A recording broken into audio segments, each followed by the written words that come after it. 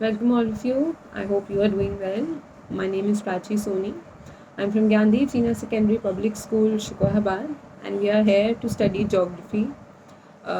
We are currently studying NCERT Class 12th Geography. This is a revision series, and in this series, we have already completed first two chapters from the book Fundamentals of Human Geography, and today we would be starting with chapter number 3. This is a revision series, so that is why it's a little bit faster one. If you want to refer to a detailed series, it is currently going on with the book India, People and Economy. So you can refer to that as well on the channel. So today we would be starting with chapter number 3, that is population composition. The title of the chapter particularly means that how is population aligned, how is the population differentiated in terms of its composition कैसे हो सकता है, rural urban composition, it could be linguistic composition, religious composition, it could be male female composition and बहुत अलग अलग तरह के compositions हैं. जैसे कि इसमें sex composition मेल फीमेल हो गया, इसमें आपका एज स्ट्रक्चर, एज कॉम्पोजिशन की बात करी है, एज के हिसाब से पॉपुलेशन को डिवाइड किया है, रूरल अर्बन कंपोजिशन की बात हुई है, ऑक्यूपेशनल स्ट्रक्चर की बात हुई है, लिटरेसी की बात हुई है. सो बहुत सारे अलग अलग सिचुएशंस और टर्म्स को लेके इन्होंने पॉपुलेशन का डिस्ट्रीब्यूशन किया. पीपल किसी भी कंट्री के जो लोग होते हैं वो बहुत डिफरेंट होते हैं, उनके सेक्स रेशियो के टर्म्स में, कहीं की पॉपुलेशन, सब सारी हर जगह की ऑक्यूपेशन का, उनकी एजुकेशन का, उनकी लाइफ एक्सपेक्टेंसी में एक डिफरेंस होता है उनके डेटा में. सबसे पहले we would be starting about the sex composition. As the word says, sex composition का मतलब हो गया something which is related to the gender. Gender division किस हिसाब से है, फीमेल्स कितनी है, मेल्स कितनी है. सेक्स कॉम्पोजिशन फीमेल्स पर मेल्स कितने हैं, मेल्स पर फीमेल कितनी है, तो उसको हम बोलते हैं सेक्स कॉम्पोजिशन. ये एक रेशियो होता है between the number of women and men in a population is known as sex ratio. तो जो ratio of men and women एक पॉपुलेशन में, उसको हम बोलते हैं sex ratio. Male population divided by female population into 100, या फिर हम इसको ऐसे भी बोल सकते हैं और नंबर ऑफ मेल्स पर 1000 फीमेल्स. तो मतलब पर 1000 फीमेल्स के लिए कितने ज़्यादा मेल्स हैं. इंडिया में स्पेसिफिकली जो सेक्स रेशियो कैलकुलेट करने का मेथड है, it is little bit different. India के केस में हम उल्टा करते हैं, हम फीमेल्स चेक करते हैं, नंबर ऑफ फीमेल्स पर 1000 मेल्स. तो इंडिया के केस में फीमेल्स ऊपर आती हैं, मेल्स नीचे आते हैं, इनटू 1000 होता है. सो याद रखिएगा कि all over the world mostly countries mail population divided by female population into 100 करते हैं. India typically follows a pattern where it calculates number of females per 1000 males. So number of females divided by number of males into 1000. So the sex ratio is important for any country to know the status of women. कि एक country में women का status कैसा है ये जानने के लिए वहाँ के सेक्स रेशियो की स्टडी करना बहुत क्रूशियल हो जाता है. ये क्यों होता है? क्योंकि अगर एक जगह में वुमेन की कंडीशन अच्छी होगी तो ही सिर्फ वहाँ पर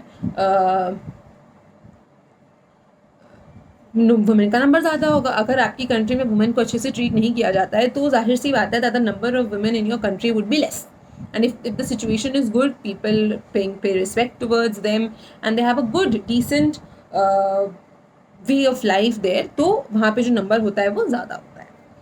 सो एक रीजन जहाँ पे जेंडर डिस्क्रिमिनेशन रैम्पेंट मतलब बहुत ज़्यादा फैला होता है. जेंडर डिस्क्रिमिनेशन का मतलब जेंडर की वजह से भेदभाव बहुत ज़्यादा होता है. जो सेक्स रेशियो होता है वो काफ़ी अनफेवरेबल टू वुमेन होता है. अनफेवरेबल टू वुमेन का मतलब वुमेन के फेवर में नहीं होता है. वुमेन के फेवर में नहीं होना मतलब वुमेन का नंबर कम होता है, मेल्स का नंबर ज़्यादा होता है. Such areas are those where the practice of female foeticide. और ये जहाँ पे जो सेक्स रेशियो है वो वुमेन के लिए अनफेवरेबल होता है, ये जनरली वो एरियाज होते हैं जहाँ पे female foeticide, female infanticide. Female foeticide का मतलब हो गया जब बच्चा, फीटिसाइड का मतलब when the child is not even born. आप उसको इनसाइड दी वूम भी अगर किल कर देते हो तो उसको फीमेल फीटिसाइड बोलते हैं. Female infanticide once the child is born और फिर आपको पता चलता है that this child was particularly a female, then you kill that child, उसको फीमेल इन्फेंटिसाइड बोलते हैं. Domestic violence is very high women के केस में. and one of the reasons could be lower socio-economic status of women in these areas. और women के कम होने का और एक रीज़न ये हो सकता है कि जो वुमेन का सोशल स्टेटस है वो काफ़ी कम है, सोशो इकोनॉमिक स्टेटस, जिसका मतलब सोसाइटी उनको एक नीचा इक्वल अपॉर्चुनिटीज़ नहीं देती है इकोनॉमिक्स की। So there is a possibility that उनकी सोशो इकोनॉमिक कंडीशंस अच्छे ना हों।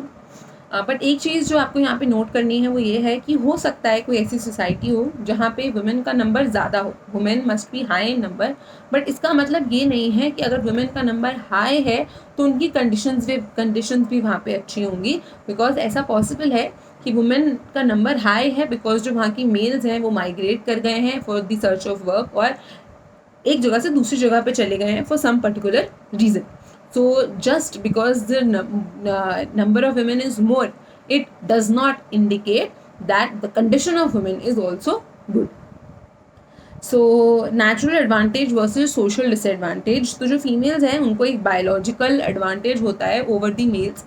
Women का जो heart होता है it is much stronger compared to males heart. Women are more resilient and they can reproduce, so that's why they are very strong as well. But लेकिन इनका जो ये बायोलॉजिकल एडवांटेज है वुमेन का, सोसाइटी ने उसको एक सोशल डिसएडवांटेज की तरह टर्न कर दिया है, which means the society is not catering to the advantage, और वो उसको घुमा के उल्टा कर दिया है और एक सोशल डिसएडवांटेज क्रिएट कर दिया है, जिसकी वजह से उनको बहुत ज़्यादा डिस्क्रिमिनेशन फेस करना पड़ता है. अगर एवरेज देखें तो जो वर्ल्ड में जो सेक्स रेशियो है दैट इज़ 102 मेल्स पर फीमेल्स, तो 2 मेल ज़्यादा हैं 100 फीमेल्स के लिए. हाईएस्ट सेक्स रेशियो हमारा लाटविया में है which is 85 males for 100 females, which means there are more females than males. In contrast Qatar जैसी जो कंट्री है वहाँ पे 311 मेल्स फॉर 100 फीमेल्स, बहुत ज़्यादा है. Around 211 males are more than females. The world pattern of sex ratio does not exhibit variations in the developed region, but ये जो बहुत ज़्यादा वेरिएशन है, बहुत ज़्यादा जो डिफरेंस देखने को मिल रहा है, ये डेवलप्ड एरियाज़ में इतना स्टार्क वेरिएशन नहीं होता है. जनरली इन जगहों पे जो सेक्स रेशियो होता है वो फेवरेबल टू वुमेन होता है, बल्कि 139 कंट्रीज़ ऐसी हैं जहाँ पे जो रेशियो है वो फेवरेबल टू वुमेन है, और 72 उसमें यूनाइटेड नेशंस के साथ लिस्टेड है. इन जनरल देखा जाए तो एशिया में जो सेक्स रेशियो है वो काफ़ी लो है. कंट्रीज जैसे कि China, India, Saudi Arabia, Pakistan, Afghanistan, यहाँ पे काफ़ी लो सेक्स रेशियो हमको देखने को मिलता है. ऑन दी अदर एक्सट्रीम जो ग्रेटर पार्ट्स हैं यूरोप के, Russia, where males are in minority, मतलब मेल्स का नंबर कम है. अ डेफिसिट ऑफ मेल्स, इस केस में जो मेल्स कम है इसका मतलब ये नहीं है कि यहाँ पे कंडीशन अच्छा है, इसका मतलब ये है कि मेल डोमिनेटेड आउट माइग्रेशन है, मतलब जो बाहर कंट्री छोड़ के जो लोग काम के लिए, इकोनॉमी के लिए, पैसे के लिए, फाइनेंसिस के लिए जा रहे हैं, they are generally male and not female. So जब वो जगह छोड़ के चले जाते हैं तो पीछे फीमेल्स बच जाती हैं, जिसकी वजह से वहाँ पे जो सेक्स रेशियो है that is becoming favourable to men, which is actually more of a economic connotation rather than a demographic connotation.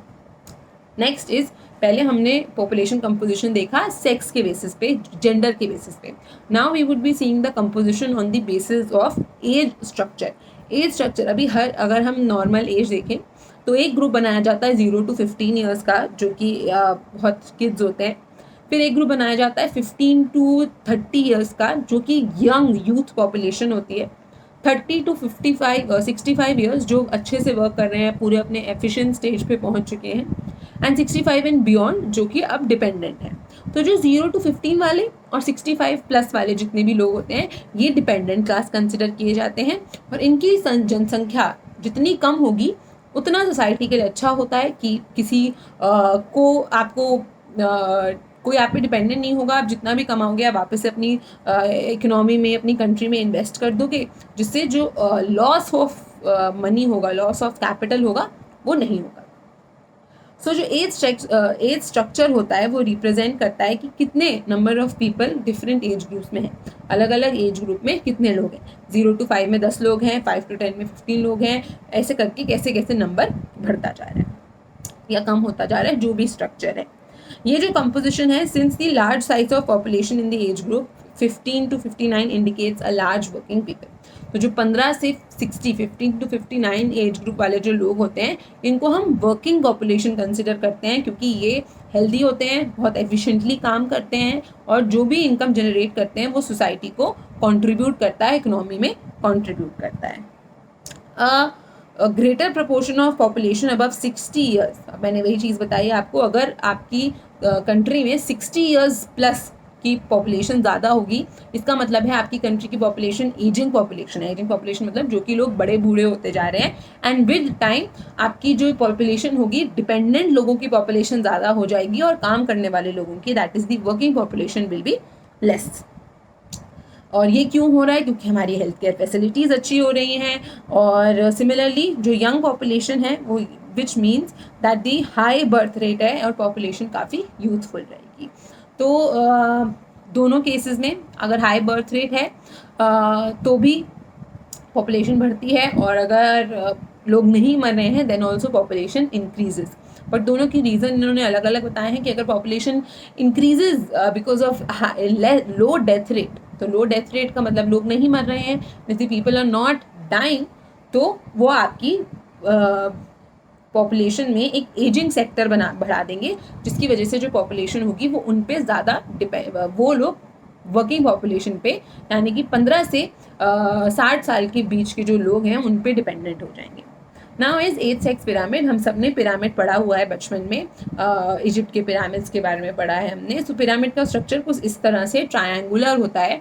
कोन को अगर आप देखो तो उसको एक पिरामिडियल स्ट्रक्चर कह सकते हैं। एग्जैक्टली कोन नहीं होता क्योंकि पिरामिड्स के अपने डायमेंशंस होते हैं, बट उसी शेप का होता है, इफ़ यू नो, और if you have the book, तो बुक में पिक्चर भी बनी हुई है। सो 8 सेक्स पिरामिड होता है। The 8 sex structure of a population refers to the number of female and male in different age group. Age sex structure, age structure से हमें डिफरेंट लोगों की एज का डिफरेंशिएशन पता चल जाएगा कि 0 to 4 में कितने हैं, 5 to 10 में कितने हैं, 10 to 15 में कितने हैं। अभी इसमें एज सेक्स आ गया, इसका मतलब अब इसमें जेंडर का एंगल भी आ जाएगा कि 0 to 5 में मेल्स कितने हैं, फीमेल्स कितनी हैं, 10 to 15 में मेल्स कितने हैं, फीमेल्स कितनी हैं। So age sex pyramid male female और साथ ही में डिफरेंट एज ग्रुप्स को भी बताता है। A population pyramid is used to show the age sex structure of the population. और ये जो पॉपुलेशन पिरामिड है ये एज सेक्स स्ट्रक्चर हो गया जिसमें आपने टेबल बनाया, और एज सेक्स ग्राफ हो गया जिसमें आपने उसको रिप्रेजेंट कर दिया। तो अ shape of the population pyramid, अब ये शेप क्या होती है पॉपुलेशन पिरामिड की, ये पॉपुलेशन के बारे में डिफरेंट कैरेक्टरिस्टिक्स को एक्सप्लेन करती है। जो लेफ्ट हैंड साइड होती है वो परसेंटेज ऑफ मेल के बारे में बताती है, और जो राइट हैंड साइड होती है वो परसेंटेज ऑफ फीमेल के बारे में बताती है। सो तीन तरह के पॉपुलेशन पिरामिड्स होते हैं। Your first one is expanding populations. Expanding population नाम से ही समझ में आ रहा है कि जो पॉपुलेशन है वो बढ़ रही है। पॉपुलेशन बढ़ रही है तो इसका मतलब क्या होगा, बर्थ रेट हाई होगा, और हाई बर्थ रेट होगा, लोग बहुत ज़्यादा नंबर में पैदा हो रहे हैं। इस जो ये स्ट्रक्चर होता है ये ट्रायंगुलर शेप का होता है। ट्रायंगुलर शेप का मतलब ऊपर पूरा प्रॉपर जो ट्रायंगल होता है उस शेप में होता है। नीचे से इसका जो बेस होता है आप देख सकते हो, इट इज़ वेरी वाइड, काफ़ी चौड़ा है नीचे से, और ऊपर से काफ़ी पॉइंटेड है, शार्प है। ये लेस डेवलप्ड कंट्रीज़ में होता है। कौन सी कंट्रीज़ में होता है? लेस डेवलप्ड कंट्रीज़ में होता है, जहाँ की larger populations lower age groups में होती हैं क्योंकि बर्थ रेट बहुत ज़्यादा हाई होता है। इफ यू कॉन्स्ट्रक्ट, आपको Bangladesh, Mexico, Nigeria are some countries जिनकी पॉपुलेशन पिरामिड आपको कुछ इस तरह से देखने को मिलेगा। Bangladesh has now moved to developing countries, और बहुत अच्छे पेस पर वो डेवलप कर रही है, but still the population structure को हम इसी तरह का कंसिडर करेंगे। तो this structure is triangular in shape with wide base, narrow top, less developed countries because जो हाई बर्थ रेट की वजह से। So you can see the map, और ये कौन सी countries? Nigeria, Bangladesh and Mexico. Next is your constant population. Constant population में जो ऑस्ट्रेलिया का age sex pyramid is more of like a constant.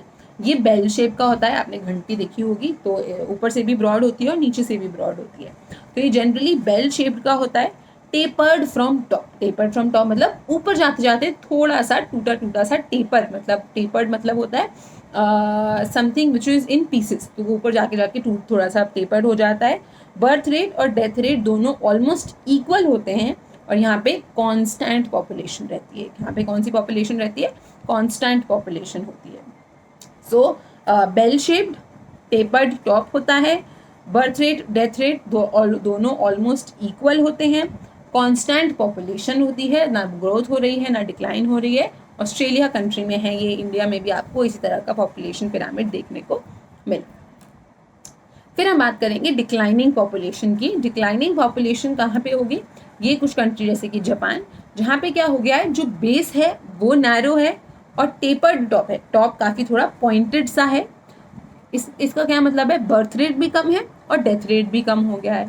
The population growth in developed countries is usually zero और negative, क्योंकि जो population growth होती है developed countries में negative हो जाती है कभी कभी, एंड इट्स मोस्टली जीरो। और तो हमने देखा जो first one was for specifically for developing countries, the second one was for first one was under developed, second one for developing, and third वाला जो डिक्लाइनिंग पॉपुलेशन वाला है, ये declining population is for already developed countries, जहाँ पे जो population growth है it is negative और जीरो। इन्होंने एक एजिंग पॉपुलेशन के बारे में आपको एक चीज़ बता रखी है, जिसका मतलब है population ageing is the process. ये एक ऐसा प्रोसेस है बाय विच जो ओल्डर पॉपुलेशन का नंबर होता है वो लार्जली ज़्यादा हो जाता है। ये क्यों होगा? आपने पॉपुलेशन कंट्रोल कर ली थी पर्टिकुलर ईयर में, मान लो आज की डेट में आप लोगों को बोलते बच्चे पैदा नहीं करने हैं, बिल्कुल नहीं करना है, एकदम बंद कर दो, ओनली वन चाइल्ड पॉलिसी होगी, सबके एक एक बच्चे होंगे। आज से 10-20 साल बाद क्या होगा? वो एक एक बच्चे थे वो 20-25 साल के हो जाएंगे, and there no second kid नहीं था। तो इसकी वजह से क्या होगा? ना वो अभी 20 ईयर्स वाला is ready to reproduce, you are not allowed to reproduce. तो इस केस में क्या होता है कि जो अब ये पॉपुलेशन वो जो 20 साल के हैं वो और बड़े हो जाएंगे, तो धीरे धीरे करके एजिंग पॉपुलेशन का नंबर बढ़ जाता है। मतलब जो 60 साल के ऊपर वाले लोग होंगे वो बढ़ जाएंगे, नीचे पैदा ही नहीं होंगे, क्योंकि आपने इतना पॉपुलेशन कंट्रोल कर दिया है। सो ये न्यू फिनोमेना है, 20th सेंचुरी में आया है। Most of the developed countries of the world में जो हायर एज ग्रुप के लोग हैं, मतलब पीपल अबव 50 ईयर्स का नंबर बहुत ज़्यादा हाई हो गया है, क्योंकि लाइफ एक्सपेक्टेंसी बढ़ गई है। Without reduction in birth rates the proportion of children in the population has decline. तो जो चिल्ड्रन का पॉपुलेशन है वो कम हो गया, बच्चे नहीं है, अभी लोग पैदा हो रहे हैं, बट जो चिल्ड्रन एज ग्रुप है योर फ्रॉम 10 to 15 और 10 to 20 या 15 to 20 वाला एज ग्रुप इज मिसिंग, क्योंकि यहाँ की पॉपुलेशन या तो अब एकदम एक्सट्रीम लाइफ एक्सपेक्टेंसी हाई होने की वजह से एजिंग पॉपुलेशन की कैटेगरी में चली गई है, या फिर it's in the lower stages बच्चे। This was about your aging population. Next we would be talking about rural urban composition.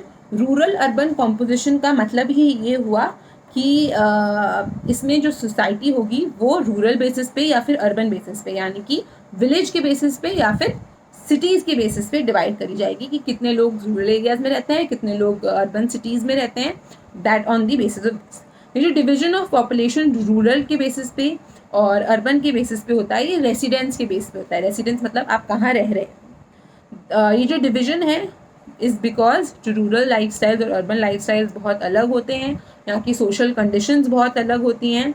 The age sex occupational structure, जो हमने एज सेक्स स्ट्रक्चर पढ़ा, density of population, level of development, ये सारी चीज़ें बहुत ज़्यादा vary करती हैं। क्या क्या मतलब हुआ? एज सेक्स ऑक्यूपेशनल स्ट्रक्चर मतलब हो सकता है गाँव में ना फीमेल्स का नंबर ज़्यादा हो जाता है। क्यों ज़्यादा हो जाता है? क्योंकि जो मेल्स हैं रूरल एरियाज़ को छोड़कर अर्बन एरियाज़ में चले जाते हैं इन सर्च ऑफ वर्क। तो इस केस में एज सेक्स स्ट्रक्चर में डिफरेंस आ जाता है। डेंसिटी पॉपुलेशन की अर्बन एरियाज़ में बहुत हाई डेंसिटी होती है, रूरल एरियाज़ कुछ ऐसे होते हैं जहाँ पे बहुत ज़्यादा डेंसिटी होती है, कुछ ऐसे होते हैं जहाँ बहुत ही कम डेंसिटी होती है। So all these things vary from rural areas to urban areas, इसीलिए इनकी कंपोजिशन पढ़ना भी ज़रूरी है। फ्रॉम कंट्री टू कंट्री जो रूरल एरिया और अर्बन एरिया के बीच में जो स्टडी है, जो ये डिफरेंस है, ये वैरी करता है। सारी कंट्री अलग अलग अपने हिसाब से इसकी स्टडी करती हैं। जनरली वो लोग जो कि प्राइमरी एक्टिविटीज़ में इंडल्ज होते हैं, जहाँ के मेजॉरिटी ऑफ लोग, मान लो एक गांव है उसमें 80 लोग खेती बाड़ी कर रहे हैं और प्राइमरी एक्टिविटीज़ में इंडल्ज हैं, माइनिंग वगैरह में इंडल्ज हैं, तो उस एरिया को हम रूरल एरिया कंसिडर करते हैं। मतलब द एरिया जहाँ पे majority of people are working in the primary sector is known as rural area. और अर्बन एरिया जहाँ पे नॉन प्राइमरी एक्टिविटीज़ में इंडल्ज होंगे उसको हम अर्बन एरियाज बोल देंगे.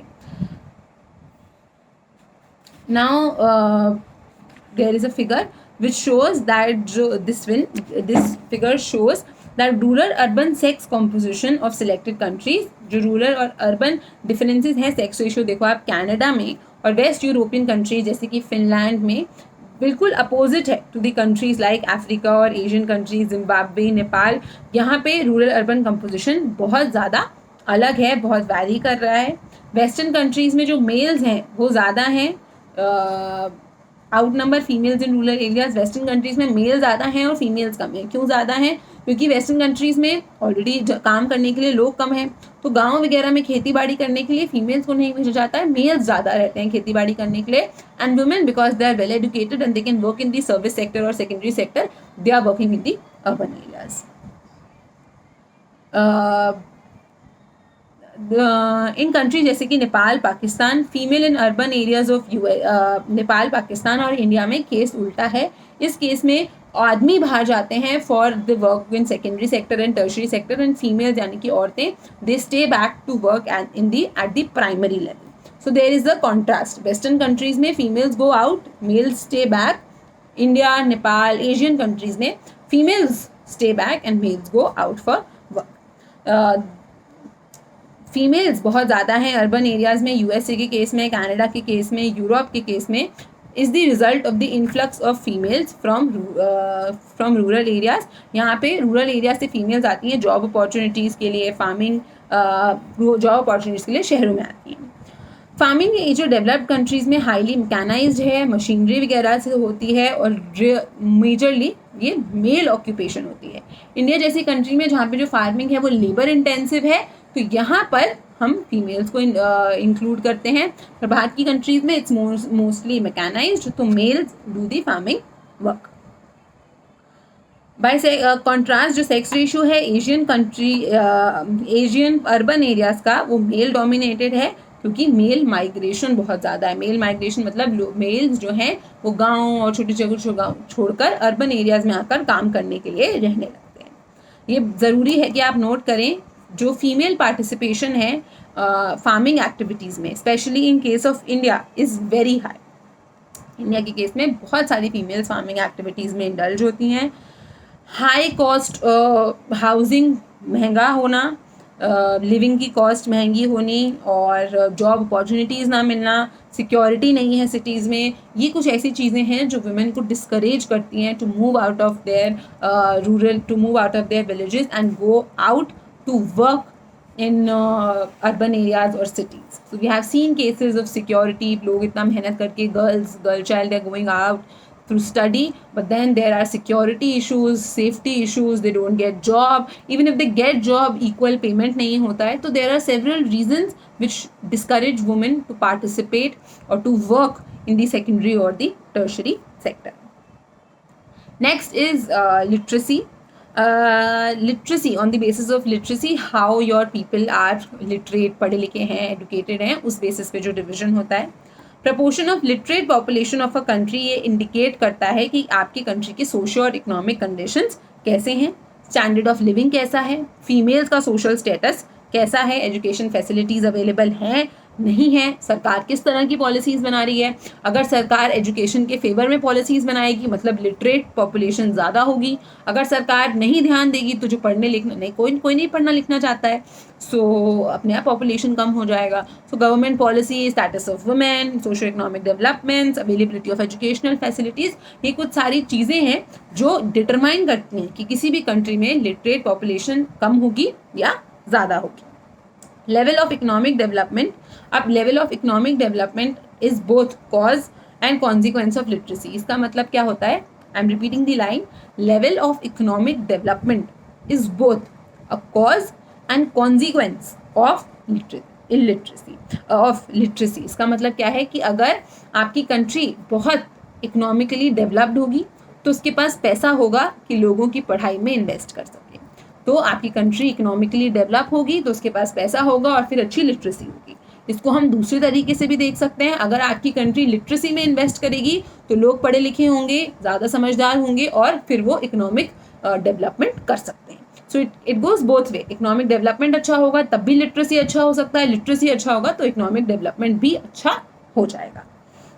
लिटरेसी, इंडिया के केस में लिटरेसी का डेफिनेशन ये है कि वो परसेंटेज ऑफ पॉपुलेशन जो 7 साल से ऊपर है, जो लिख सकती है, पढ़ सकती है और अरिथमेटिक कैलकुलेशंस कर सकती है, समझ कर, अंडरस्टैंडिंग के साथ, रट्टा नहीं मारा है कि 2+2 = 4, 2+2 क्यों 4 है, अंडरस्टैंडिंग के साथ अगर अरिथमेटिक कैलकुलेशंस कर सकती है तो उसको हम लिटरेट कंसिडर करेंगे। Now the definition has changed. Earlier जो डेफिनेशन थी लिटरेसी की वो ये थी कि 7 साल से ऊपर का हर वो इंसान जो साइन कर सकता है अपने, जो अपना नाम लिख सकता है, उसको हम लिटरेट कंसिडर करेंगे। Now the definition has changed and that's great, but it still needs modification.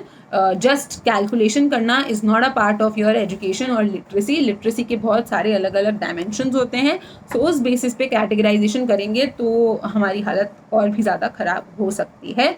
So the government is taking steps in this ahead in this game, but our priorities are not very set, or we are not following our priorities. We are giving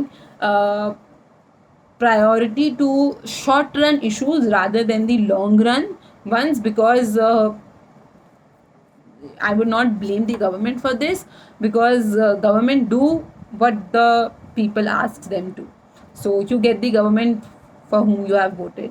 All of us are getting the government जिसको हमने vote किया था, तो government वही करती है जो लोग चाहते हैं। So yeah coming to occupational structure. Occupational structure का मतलब यही हो गया कितने लोग प्राइमरी सेक्टर में इंडल्ज हैं, कितने लोग सेकेंडरी सेक्टर में इंडल्ज हैं, कितने लोग टर्शरी सेक्टर में इंडल्ज हैं। वर्किंग पॉपुलेशन, वो वर्किंग पॉपुलेशन यानी कि 15 से 60 साल के लोग जो कि वेरियस ऑक्यूपेशन जैसे कि agriculture, forestry, fishing, manufacturing, construction, communication, services, transport, commercial transports, other unclassified services में इंडल्ज होते हैं, उस बेसिस पे हम ऑक्यूपेशनल कंपोजिशन डिसाइड करते हैं। कुछ ऑक्यूपेशन जैसे कि एग्रीकल्चर, फॉरेस्ट्री, फिशिंग, माइनिंग को हम प्राइमरी एक्टिविटीज़ बोलते हैं, मैन्युफैक्चरिंग को हम सेकेंडरी एक्टिविटीज़ बोलते हैं, ट्रांसपोर्ट, कम्युनिकेशन, टीचिंग, डॉक्टर, इन सारी सर्विसेज को हम टर्शरी बोलते हैं। रिसर्च एंड डेवलपमेंट, इसको हम क्वार्टरनरी सर्विसेज बोलते हैं। सो इट इज़ टाइम कि हम सब अपने होराइजन को थोड़ा एक्सपैंड करें। हमारे बचपन में, स्पेशली मेरे बचपन में, हमको सिर्फ 3 सेक्टर्स ऑफ इकोनॉमी पढ़ाए जाते थे, that was primary, secondary and tertiary. The things have changed, अब 4, इसमें 4 लिखे हैं, एक्चुअली में 5 हो गए हैं। 5 सेक्टर्स ऑफ इकोनॉमी हैं आपके, primary, secondary, tertiary, quaternary and quinary section भी है, सेक्टर भी है। इन 5 सेक्टर के बारे में हम इन दी अपकमिंग क्लासेस पढ़ेंगे, when we will be talking about the tertiary sector के बारे में। हम जो चैप्टर है उसमें we will be dealing with all the 5 sectors of economy. So research and development comes under the quaternary sector, which is very crucial these days, because आपका primary sector, secondary sector, tertiary sector तीनों बहुत अच्छा develop हो सकता है अगर आपका quaternary sector grow करेगा तो। सो द प्रपोर्शन कितने लोग एंगेज होते हैं इन सारे सेक्टर में, ये इंडिकेट करता है कि आपकी इकोनॉमिक डेवलपमेंट कैसी होगी। ये वो ऐसा है क्योंकि जो डेवलप्ड कंट्रीज़ होती हैं वो जनरली इंडस्ट्रीज़ में, इंफ्रास्ट्रक्चर में वो अपने सारे लोगों को, वर्कर्स को सेकेंडरी सेक्टर में एकोमोडेट कर लेती हैं, टर्शरी और क्वार्टरनरी में। और मतलब कि कहना चाह रहे हैं कि डेवलप्ड कंट्रीज़ में majority of population is working in secondary, tertiary और क्वार्टरनरी सेक्टर्स, और डेवलपिंग कंट्रीज़ में अभी भी प्राइमरी सेक्टर में फोकस ज़्यादा होता है, दूसरी जगह भी होता है, बट अंडर डेवलप्ड कंट्रीज़ में या लेस डेवलप्ड कंट्रीज़ में majority of population is in primary sector. तो वो सोसाइटीज़, वो इकनॉमीज़ जो अभी भी प्रिमिटिव स्टेज में होती है, यानी कि प्राइमरी स्टेजेस में होती हैं, जहाँ की पॉपुलेशन प्राइमरी सर्विसेज में, एक्टिविटीज़ में ज़्यादा इंडल्ज होती है, वो ज़्यादा नेचुरल रिसोर्सेज को एक्सट्रैक्ट करती है और जनरली अभी थोड़ी बैकवर्ड होती है। और जब तक primary services is not very economically healthy भी नहीं कहेंगे, बट वो इकोनॉमी को बहुत ज़्यादा बेनिफिट नहीं पहुंचाती हैं। वो सेल्फ सफिशिएंसी के लिए अच्छी होती हैं, लोगों को खाना मिल जाएगा, मिनरल्स मिल जाएंगे, but in the long run for globalisation आपको सेकेंडरी, टर्शरी, क्वाटरनरी सेक्टर्स की ज़रूरत है to grow. So that's it for chapter number 3. From tomorrow we would be revising chapter number 4, that is human development. Thank you. I hope you liked the class. If yes, please hit the like button, do comment, share the video so that everybody can see, and if you like it, please share it so that it can help others too in these hard times. Thank you. Have a nice day.